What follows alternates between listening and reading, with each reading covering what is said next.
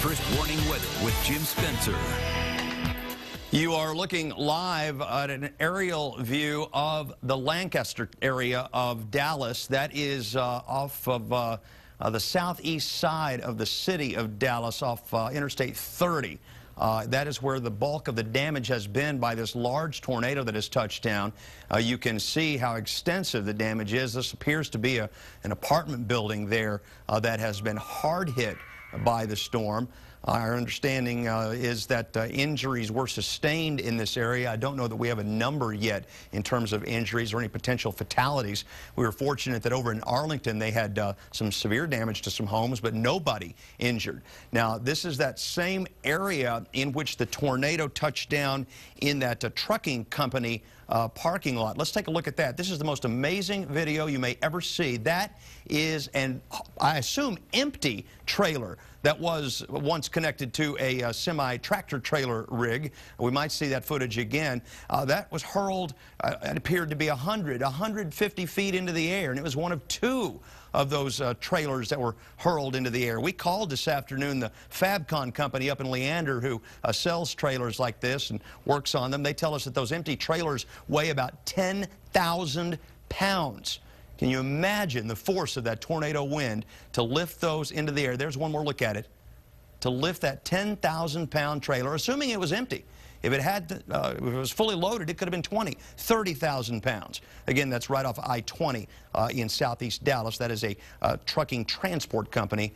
That is just absolutely incredible. If nobody ends up killed out of this storm, it is going to be a miracle. Look at the storms that continue right now. Multiple counties under tornado warning in northeast Texas. Greenville was under a tornado warning just a few minutes ago. Obviously, what we're concerned about here most is how far down this line this activity is going to develop. On the storm profiler radar, a couple of things we can easily point out to you. One, there is the front moving into the area right now. The air is drying out back in here, and so the threat of severe weather is tapering off pretty quickly.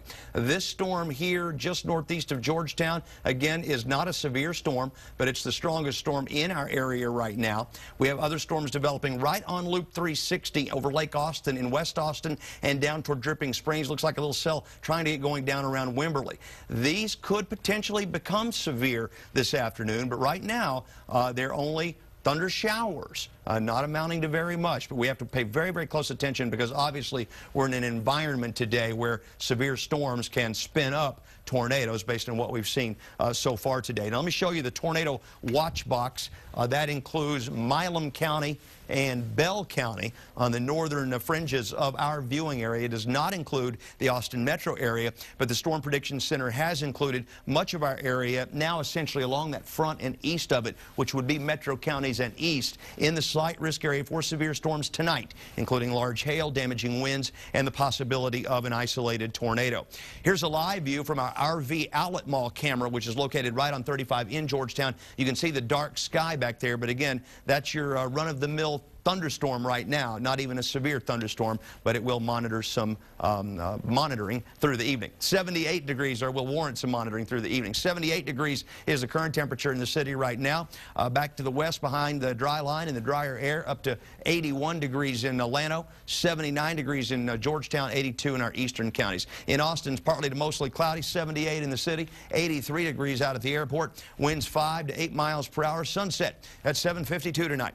In the pollen count, mold high again, oak medium, pecan, willow, assorted other trees, and grass pollens also showing up today at low counts. Around Texas, temperatures very warm from here south where it's been raining, 60s, a little cooler up to the north. There you see the upper low we started tracking yesterday. We told you it only moved to the Panhandle today, and that's exactly where it is, in the Texas Panhandle. But that energy out ahead of that system combining with a very warm, moist, unstable atmosphere to produce those big tornadoes up there in the Dallas-Fort Worth area. I don't think I've ever seen tornado emergencies declared for both Dallas and Tarrant County at the same time, with large tornadoes in both counties at the same time. It's quite unusual today. Well, tonight our computer model says once this dry line moves through here, forget about it. We're done with the rain chances and the storm chances, which might be a good thing when it comes to these storms. Temperatures tonight in the upper 50s. The high temperatures tomorrow will rebound right back into the 80s. This is a Pacific front. It's dry air. It's not going to be a cool system. Tonight, Some thunderstorms remaining possible into the evening hours, especially off to our east. Then tomorrow, sunshine and up to 82 degrees. And on the 7-day forecast, after we weather this threat of severe storms tonight, we're in pretty good shape on into the weekend. Over Easter weekend, we will have a slight chance for thunder showers. A little front comes down into the area and then becomes stationary. So we'll keep tabs on that. Easter sunrise, 7:12 a.m. Sunday morning. We're hoping for a good one.